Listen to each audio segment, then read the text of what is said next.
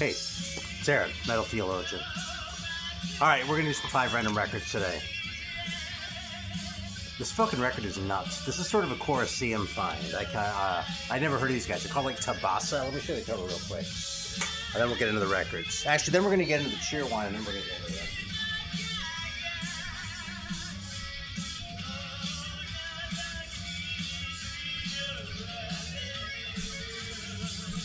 Yeah, I never heard of this thing until pretty recently, but yeah, this is it. I guess they're called like Tabasa or something. Tabbasa. Can you see that shit? I don't know what else coming through, but it is like a reissue of this thing, and this was not on my radar at all. But there's a section on the Colosseum where they talk about like weird records and shit like that, because Dan's kind of into that shit. which is a lot of fun on Metallurgy, and we're like hyping shit that's, you know, kind of bullshit, but you know, just insane and kind of fun for that. Yeah, this is kind of blowing me away though, and I'm really not the biggest fan of Japanese metal, so it's actually frustrating me because I really want to like Japanese metal because there's so much cool shit out of Japan, including like all sorts of 70s hard rock bands. I mean, the fucking Flower Traveling Band, you know? I mean, what else do I need to say, you know? Like anything like Speed Glue and Shinky or like Too Much, or I even like Food Brain and shit like that too. So yeah, there's so much, there's all sorts of great shit from the 70s from Japan, you know? And Sabbath from the 80s, right? But a lot of the stuff is kind of corny for my taste, so I don't know, man. Every once in a while though, like one of these metal records, when it's on, it's on. It's just some fucking, this just sounds so fucking weird. You gotta love it. Alright, so we're busting out the dice here.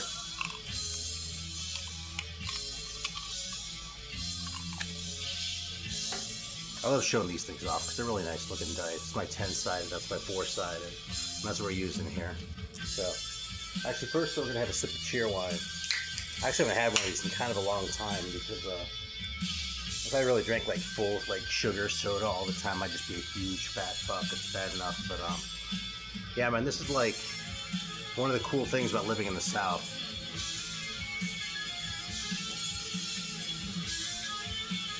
My younger kid, who's in school in Boston, he's in town right now. I mean, he got in town. He was like, "Man, I really want some Cheerwine." I guess it's like possible to find it up there, but it's like when I used to live in California and I found it once in a while, like in a specialty shop or something. It'd be expensive. When I moved here and saw 12 packs of this shit at like the grocery store, I was like, "Oh my god," you know.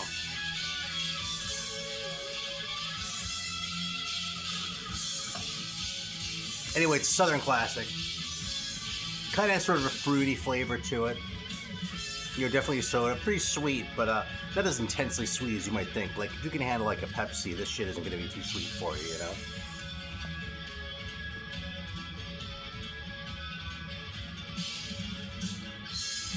Yeah, I was actually in Connecticut last week, so there's no video. And I went over to my kid in Providence because I'd never been to Rhode Island before, so I had to check it out. And I'm telling you this because this is one of the cool things about YouTube. Is like, you know, I don't make any money off this channel. People ask me like, "Oh, you know, do you like make a few bucks and shit?" I'm like, man, I'm still gonna make a few pennies if I monetize my shit, but it's just not worth it to me to like annoy my audience with that kind of shit when I'm not gonna make any fucking money off it anyway. If I get to 10,000 subscribers, maybe I'll reconsider, but as things stand right now, there are like a couple videos that have ads where I was sort of experimenting to see if they get more of a push from the algorithm if they're monetized. But I didn't notice any difference. So for the most part, there's an ad on my video. It was one of the bands or their lawyers or something like that doing that shit. Anyway, one of the cool things about it is I'm like, oh, I'm going to go to Rhode Island, so I can talk to my friends in Boston and be like, hey man, what do I need to do? And they were like, you need to go to the fucking hot wieners at this place called like Olneyville or something like that. Jason Hook, if you watch Get Into It with Jason Hook, he was like, okay, you go there, you get 3 hot wieners all the way with a coffee milk. I was like, god damn. So I went to the place. It's like this divey little place. Fucking awesome. It's like a little diner, right? But it's like a little even a little greasier than that. A lot like a Waffle House if you live in the South. Yeah, and I was like, okay, so this is my first time here. He's like, oh, wiener virgin, huh? And I was like, yeah, but listen, a friend of mine told me I didn't get 3 hot wieners all the way. He was like, oh yeah. Did he tell you to get a coffee milk too? I was like, god damn, man. I didn't even know what the fucking coffee milk was. And you know something? I think I'm gonna not tell you. I think I'm just gonna like let you wonder, and you can like look it up yourself. But the coffee milk is really good, man. And apparently it's a Rhode Island thing. So like, if you're in Europe watching this, Connecticut and Rhode Island are so close together that it's like walking down the street to us in America. You know, it's only like less than a 2-hour drive from Hartford to Providence. That's like nothing if you're in the U.S. You know. All right, it's my little shout out to Merciful Metal. He's in the Netherlands, so I text him when I'm like driving. Oh, hey, I'm on the New Jersey Turnpike. I've been in the car for 14 hours. He's like, God damn, you're fucking nuts. I'm like, yeah, man, that's how we roll over here in the big country. All right, 10. Cube number 10. That's really one of the things about this country, too. I mean, we have all sorts of problems in the U.S. You know, if you, like, pay any attention to anything at all, you know that. You know, like, it's fucked up that we don't have, like, public health care. I mean, it's supposed to be, like, a developed country, right? We have money for all this other bullshit, right? But, like, there's some really cool things. And one of them is just, like, the distances, just the size of it, you know? Because there are all sorts of different, like, people doing different things in different little spots. And they all speak the same language. They might sound a little funny, you know?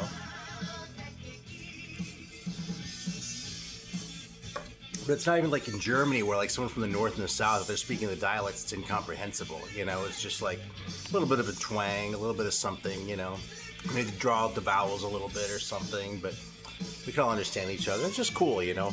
So, yeah, we have our problems, man, but there's some really fun things about the U.S. and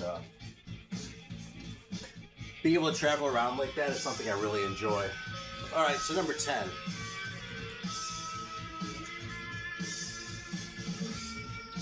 All right, this is kind of a little bit of a gem. This is not an original. This is another one that I found because we got a reissue. Because I'll be honest, a lot of times I never hear these things and someone does a reissue and I'm like, oh, I'm curious. I'll check that shit out. So I've never seen an original Gunfire EP, but this reissue's on Jolly Roger Records.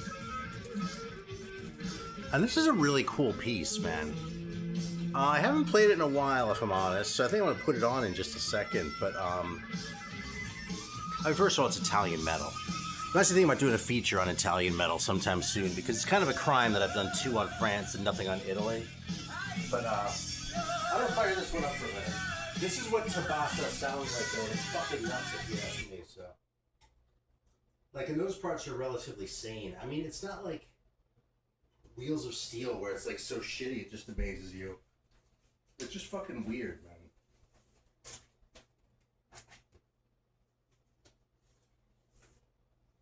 Yes, this is Gunfire.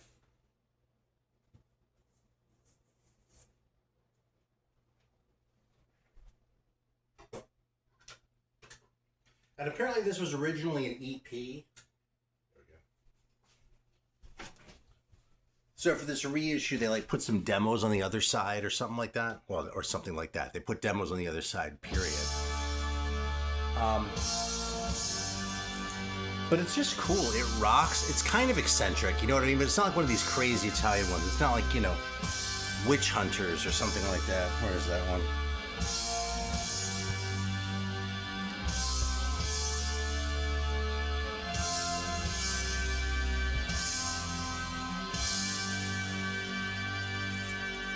Yeah, like this one. This one's Italian. This one, like, you're not even sure if this is metal the first couple times you listen to it. I mean, it has its metal moments, you know what I mean? There are parts that sound like this guy, then there are parts that sound like this guy, you know what I'm saying? I mean, probably not, because that doesn't really make any sense,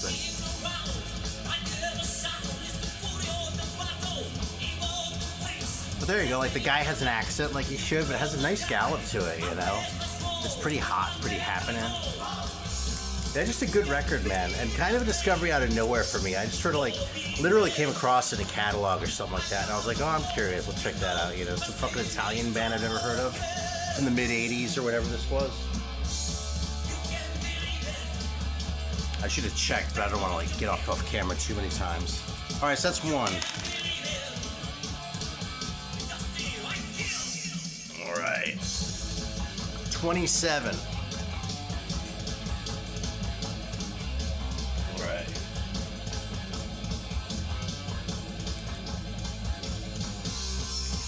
Alright, that's gonna be this one right here.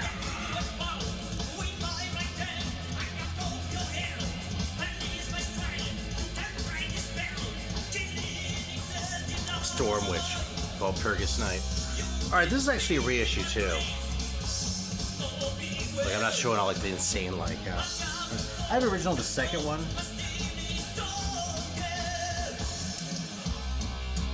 I'll be honest, man, I really want to like these guys. I mean, what a great band photo, dude. With these guys on the sides. This is, you know, it's a classic German band. I mean, classic, like, third-tier German shit. I mean, these guys were running scratch records, if I'm not mistaken. But I don't know, man. They just never really blew my mind, you know? Like, they're cool, and it's one of those where it's like, you know, you can totally throw this on any time and enjoy it. There's nothing to not like about this record, you know what I mean? But this is not the second coming of Running Wild either, you know what I mean? This is not gonna, like, replace your Creator records. It's not as fast or heavy as Creator anyway, you know? It's probably more comparable with, like, you know, maybe early Running Wild or something like that.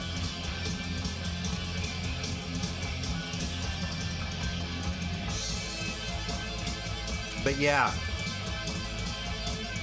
that's one of the things I've been sort of noticing lately, actually, as far as the German stuff. Like, the top tier German stuff obviously is great. The second tier German stuff is great too. But like the third and fourth tier stuff, a lot of it tends to be kind of boring.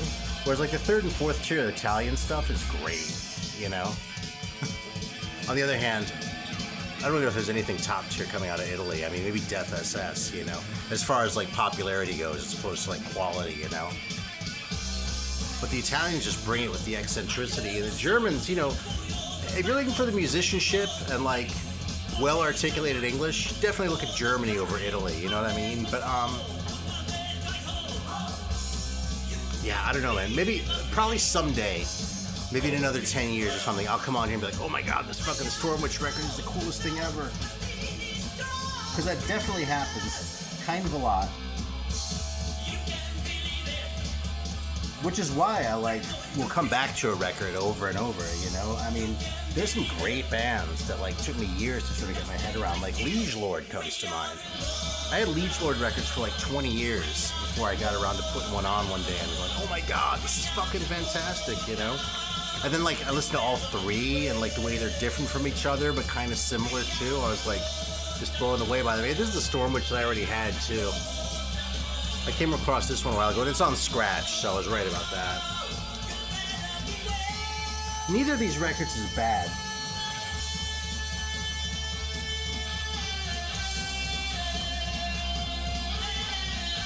But I'll probably go for this over either of them. Like I said, someday I'm going to come around and be like, man, Stormwitch is the greatest fucking thing I've ever heard in my life. Maybe I won't go that hard. I mean, Slayer's probably still going to beat him, right?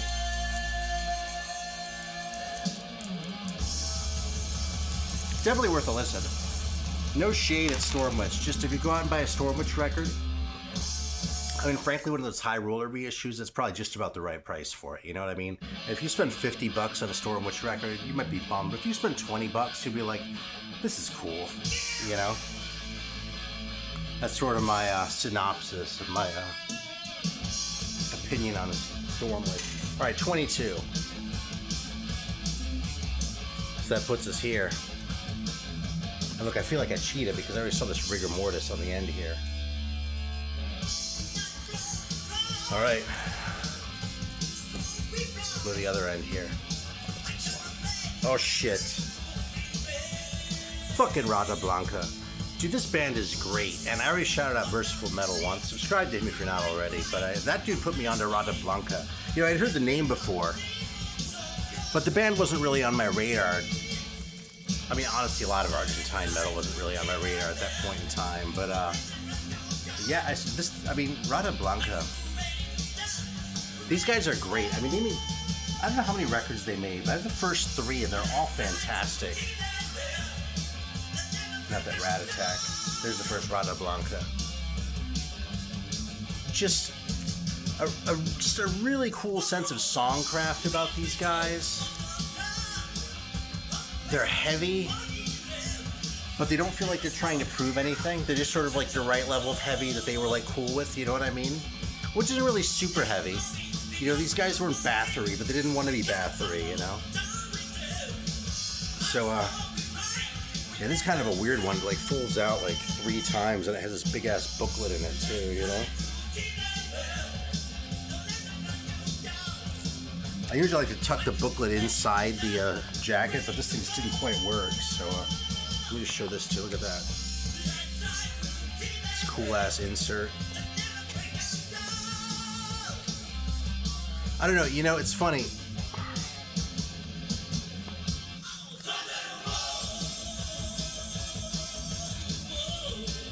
God, this thing is folded weird. Yeah, it's like, I'm not even sure what you're supposed to do with this. You see that? They sort of fold it over like it's a double inner sleeve, but it's a single LP. I don't know, man. I joke sometimes about how much coke some of these bands were doing. I don't think these guys are doing coke. I think the label is doing coke. Because the layout doesn't really make a whole lot of sense to me, but dude, this band is so good. Like any of these first 3 records, you know, I'm always inclined to get the first one and then the second one and then the third one. And I sort of quit when I get to one I don't like. I had the first 3 Rata Blancas and they're all fantastic, man. Really cool band from Argentina. And they're on a label too, I think. I want to say they're on, like, yeah, they're on Polydor. And that always trips me out to say like a Polydor and something like that, because this is a hard record to find in the US. I don't remember where I got all these, but I'm pretty sure I had to get them all from someone from Argentina, or at least from South America. And then you get them and you have that Polydor logo on there, you know? It's like that fucking Defender record from the Netherlands.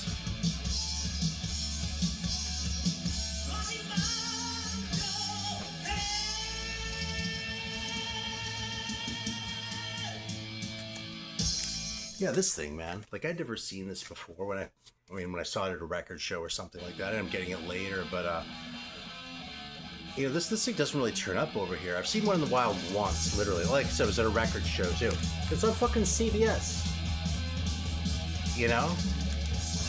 I just tripped out, and it's for 87. You know what I mean? Like, if a record from like 1970 on Polydor or something is rare, okay, it's a lot of time for like the Sands of Time to claim shit. I guess this is going on 40 years too, so it's the same logic, but it still feels counterintuitive to me when something's on a big label. For it to be so hard to come across, you know?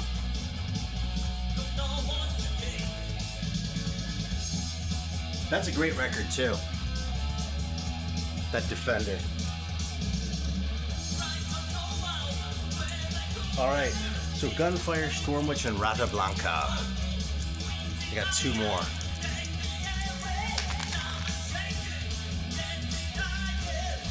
$26. And I have to get off my ass a whole lot.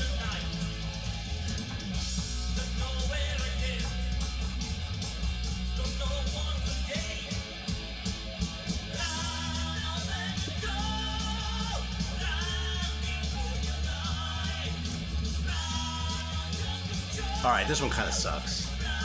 Spectre, Lady of the Night. I think that's what it's called. Yeah.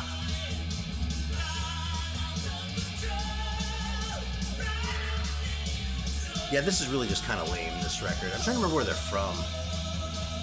Like, you look at that cover, and, like, the art's so shitty that, like, you get your hopes up a little bit. But it's really just kind of boring. Yeah, San Jose is the, fan club. Lick Avenue, that's a good one.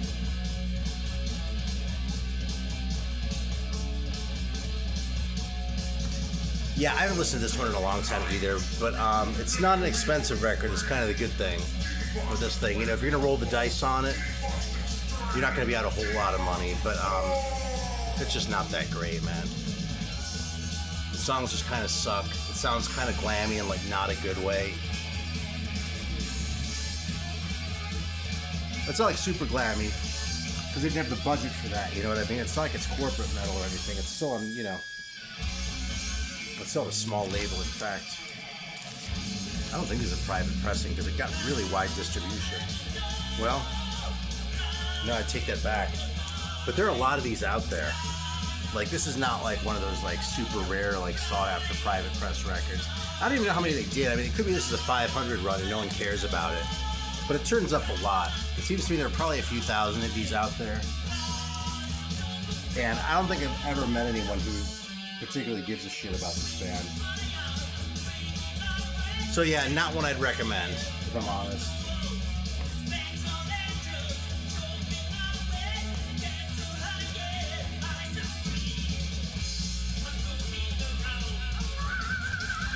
Yeah, Spectre. Now, if I'd reached over just one, I would have gotten the Spectral Incursion record, which is kind of a gem. From Massachusetts. Kind of like a poor man's Voivod, but not as much so as you might think based on the cover, you know? Like this thing too. Like, the record has like, you see that? It's one of those with like the center hole cut out, and they just like put paper over it, and they're all like this. Like, it looks super obscure. This band I think is probably a little bit underrated. In fact, I'm gonna leave this out and listen to it. But, yeah, it's not a very common record. But it's not as highly regarded as, some things. I mean, obviously it's not as highly regarded as Voivod, but, that's by me, too. That's not really, you know, you can't compete with Voivod. Yeah, but Spectre's going back on the shelf, man. I don't feel like hearing that one. Alright, we're gonna do one more, maybe two.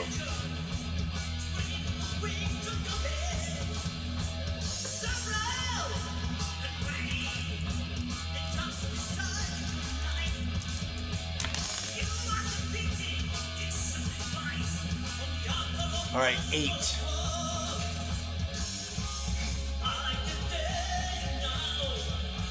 What's gonna be in here?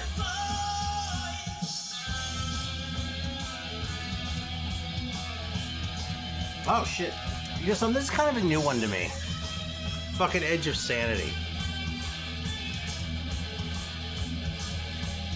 I like death metal back in the 90s. Spent some time listening to it, but I spent a lot more time listening to like 70s punk and like krautrock and shit like that. I hadn't gotten into jazz yet at that point in time. But Edge of Sanity was one that kind of slipped through my fingers. Like, I don't know. I really don't know why I never checked out Edge of Sanity back in the 90s, but I didn't. And I sort of rediscovered death metal after not being into it for a long time. About, I don't know, 5, 6, actually maybe 9 years ago now. That's funny, the videos are on YouTube. But yeah, I went on a big kick where I listened to a lot of it, but there wasn't any Edge of Sanity readily available, so I kind of skipped them then too. And then some of these got reissued relatively recently, and I grabbed a couple of them. And this is probably my favorite one, man. I mean, I'm not like an expert on this shit. I don't want to sit here.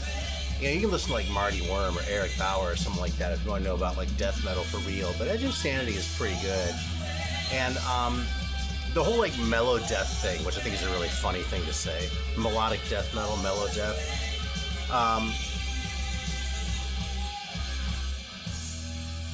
Yeah, I don't know, man. I just... It's hard for me to tell. Like, sometimes I dig it and sometimes I don't. One thing I really don't like is when they mix clean vocals with like death metal vocals or black metal vocals for that matter. I just rather they pick a lane and stay in it, you know what I mean?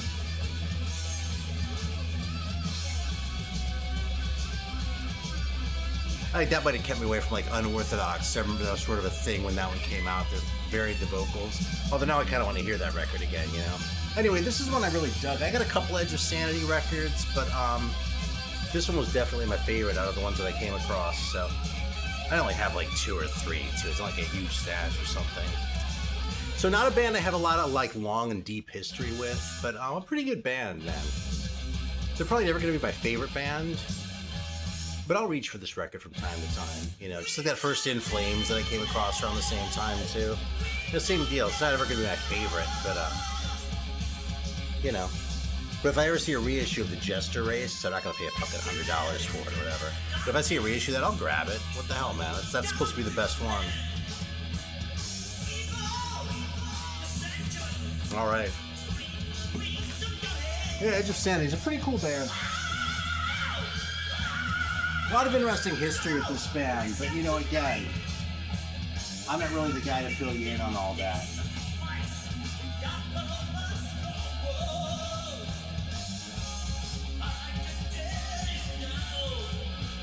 Yeah, that one, Nothing But Death Remains, and then this later one here that I didn't really care for. Is that showing up? Yeah, that's it for my Edge of Sanity stash. Alright, it's been 25 minutes. Let's do one more here. Isn't Gunfire cool? Like, they really have it pretty well together, you know? It's not like one of these, like, weird, sort of chaotic, what the fuck Italian bands. They're just, like, cool. They're just Italian enough to sort of give it a little bit of character, a little bit of extra, like, flavor, and, like, some seasoning. But it's not, like, hollowed where you listen to it. It's, like, parts where you're like, what the fuck? That was a 35. I don't have 35 cubes here, so we're rolling again. Shit, 31. Alright, that's gonna be this one right here. Well, shit, man. Fucking Warlock, Triumph and Agony. I actually got this one for free, like in some lot of records or something like that. But you know something? It's funny because, like, I literally...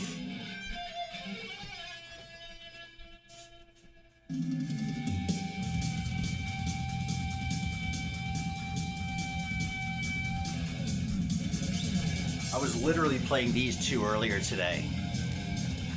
So we're on a little bit of a Warlock mini kick.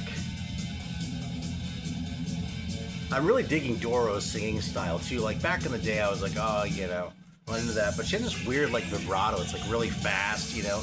And she fucking belts it out, man, too. It's not like pretty, like girly shit. It's like metal, you know what I mean? So both these records are fantastic. Of course, I'd recommend the one on Mausoleum first because it has a more entertaining cover too. But this one's fantastic too, man. Both these records are awesome. I kind of neglected them for a long time. That's why it's kind of funny that it would come up today because, like, I don't know if I've ever talked about Warlock on this channel before, but yeah, the other thing back then is there were songs like All We Are, which I really think is kind of a turd, you know? But I hope they made a lot of money off it, you know?